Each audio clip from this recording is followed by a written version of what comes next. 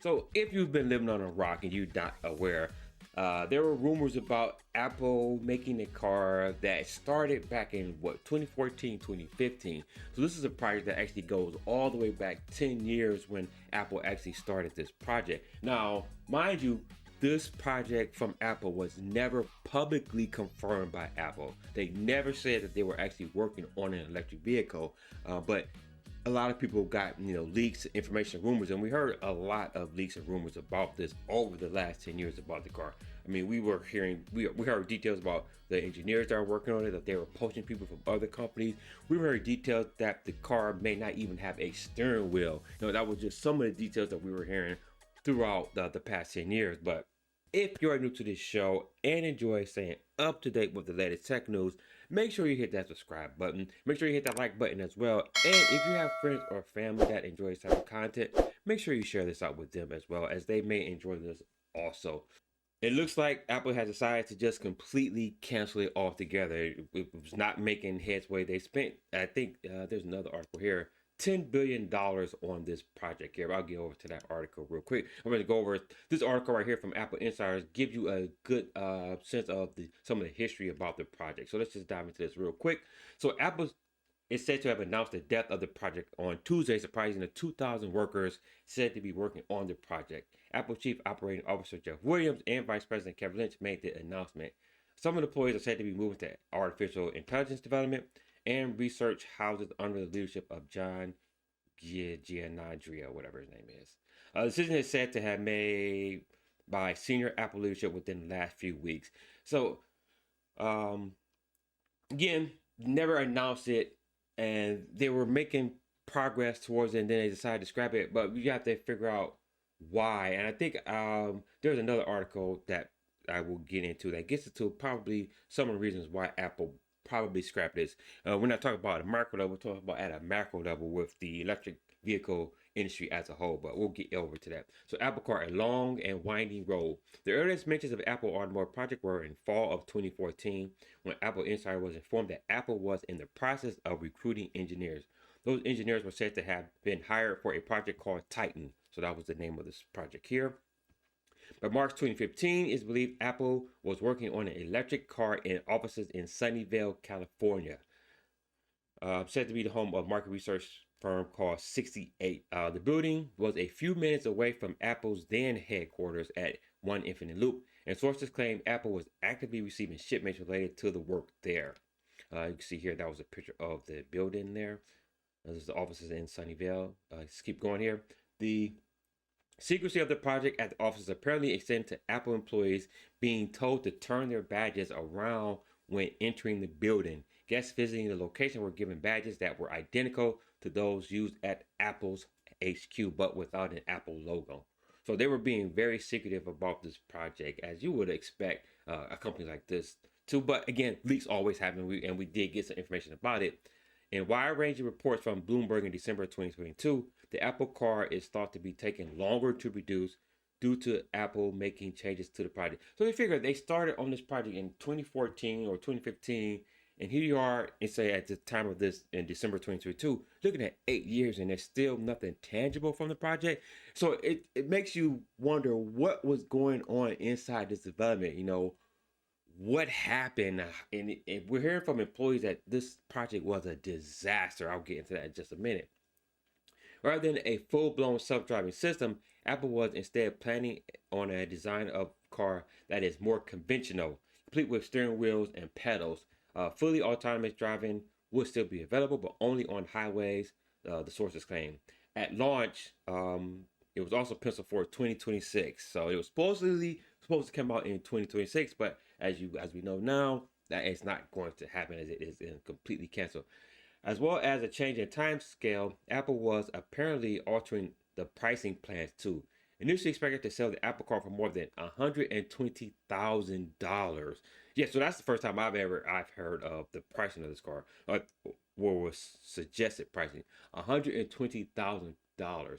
Apple was thought to be planning for it to cost consumers less than $100,000. So again, you're talking about not a car that's available for the masses. This is going to be for those people who want to drive in luxury and got some heavier pockets, some deeper pockets that can afford something like that. But 120 grand for a car, yeah. So you're up there in obviously the elite range right there.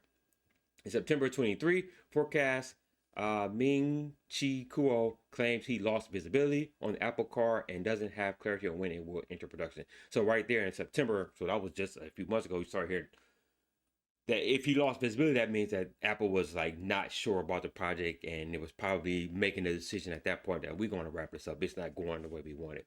If Apple doesn't adopt an acquisition strategy to enter the automotive market, I doubt the Apple car can go into mass production within the next few years. Cool tweeted. That was back then. And as we see now, they have abandoned it. So we talked about why, or some of the employees were calling it a Titanic disaster. Again, the name was called Project Titan. So the employees were not feeling this project as well, or it was just not managed pretty well from based off some of the sources that we have here. According to a report from New York Times, at least some Apple employees are happy to see the end of Project Titan. The project's failure seemed likely and was sometimes referred to as Titanic disaster. So the reason why Apple started this project, I think they were looking for a new product after they launched the Apple Watch back in 2014, 2015, and they were looking for something new. As we know that since the passing of Steve Jobs, they didn't really enter into new areas or new market or new product lines. And I guess this was one thing that they wanted to get into, but as it looks like that they failed miserably in this, wasting $10 billion, which probably is not a lot to them, but they didn't have success with that. And what's this right here? The cancel car, again, it's called a Titanic disaster. Again, just more about the employees talking about the car. But let's go over to this article real quick. And this one just talks about electric vehicles in general. So electric vehicle market is not dead, it's not dying, but there are definitely some problems with it. And this is an article out of CNN Business. Now, mind you, I don't frequent CNN that often. You won't see many CNN articles from me ever, but this one I thought was a pretty decent one. It talks about how EVs have become such a massive disappointment. So let's take a look here. I'm not going to go through the whole article. Tesla has been slashing prices. Ford just cut the price of its Mustang Mach-E too, plus it's cut back production of its electric pickup. And General Motors is thinking about bringing back plug-in hybrids, possibly taking a step back from GM's earlier commitment to shifting straight to pure EVs. And now the EPA is considering slowing down requirements for automakers to sell more electric vehicles, dialing back what had been an aggressive plans to move away from gas-powered cars and SUVs. So as you are aware, Biden, once he got in office, he has mandated that we move from gas-powered vehicles to electric vehicles. And not only that, but you have states like California who have I can't remember what the exact date is, but they have outright ban the selling of new gas cars. I can't remember by what date, but you have states like that, and then the government pushing it down. So we were trying to go towards this, era where we're moving everybody to electric vehicles. But even with that, there are just problems with that. We talk about the high prices. It looks here between 50 and 60,000. We now get a Kia and we get Cadillac. So yeah, so if you talk about prices, not only are electric car prices high, but your average car itself, your non-electric car, is at a higher price point. I remember when I was looking for my previous vehicle, prices were normal. That was like 5 years ago, because I leased my vehicles. Prices were normal. This new vehicle that I got, prices had jumped dramatically from just 3 years ago when Trump was in office, and then not only that, but then more car manufacturers are moving away from traditional sedans and moving everybody up to SUVs. So SUVs by themselves cost more than just regular cars. Not only that, but electric vehicles cost more than just the regular vehicles. Talking about thousands of dollars more. And remember that electric vehicles are also subsidized by the government, so to even drive down the price just a little bit. So the pricing of electric vehicles are very high. And then you factor, so some people like to say that, well, you make up for it in the price that you save in having to use gas. But you still have to charge and you have to pay for that. But even if you do the math with the price difference or price increase of an electric vehicle compared to a regular vehicle, if you do the math in terms of how much gas you would get in a regular car, you're not going to really save any money jumping into an electric vehicle. You're probably going to actually end up spending more money in the long run. So again, I just don't see in terms of pricing why electric vehicles would be that well. And then you talk about charging. So now you're talking about adding more stress to the electrical grid when if you have every car on the road that has to be electric vehicle charging. If you look at a state like California, California is already struggling with their power grid. They already have rolling brownouts in California. Now just imagine having put more cars on that grid there. There's no way that you can keep up with that demand. So charging your vehicles is going to be a problem, and it is a problem. Not only the time to charge them, you have to actually schedule a stop around. You have to charge your vehicle for 30-40 minutes.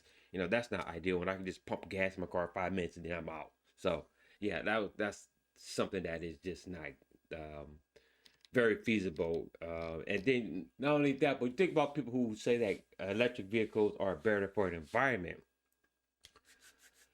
Here's just one question you have to ask somebody who thinks that electric vehicles are better for the climate. There's just one question you have to ask them.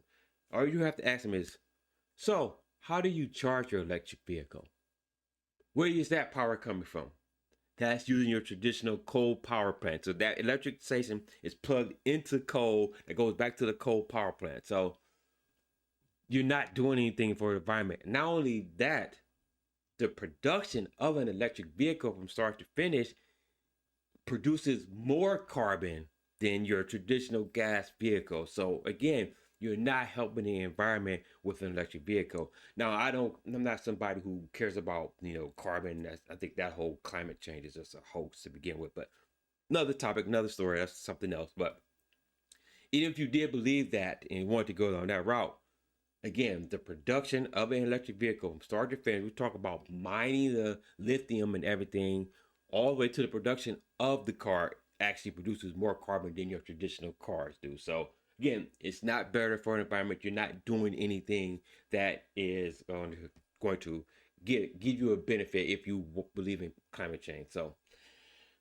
so that was, I think that was probably another reason why Apple had decided to abandon it. They just weren't seeing it, and then a lot of people are just not readily available to move to an electric vehicle at this point. And for the government to have to force you, it's just it's not ideal. And but Apple has dropped it. But let me know what you guys think about that down in the comment section. Were you anticipating the Apple Car project? Were you aware of it? How do you feel that they canceled it? But let me know down in the section what you guys think about that. So if you want to stay updated with latest tech news, you can head over to the website at sounds30.com. I curate and aggregate tech news from around the web, covering Apple, Samsung, Google, Android computing, and even more general tech news, all at the website sounds30.com. So make sure you head over there so you can stay up to date with the latest tech news. Stay nerdy.